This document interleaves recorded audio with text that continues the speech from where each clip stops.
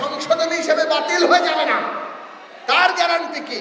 ত্রয়োদশ সংশোধনী বাতিল হয়ে যায় নাই?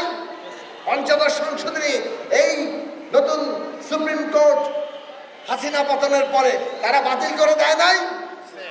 তাহলে আমাদের সংস্কার যে ভবিষ্যতে বাতিল করে দেবে না, তার গ্যারান্টি কি?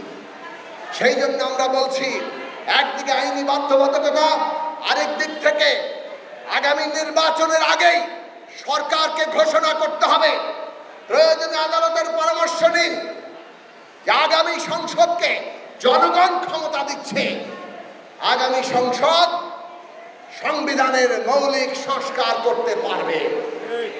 জনগণ যখন এই ক্ষমতা দেয়, তখন আর আদালত এই সংস্কারকে চ্যালেঞ্জ করবে না, বরং তাকে সুরক্ষা দেবে। এইটা হবে আদালতের দায়িত্ব। এই জন্য আমরা বলেছি, সংস্কারে যা আমরা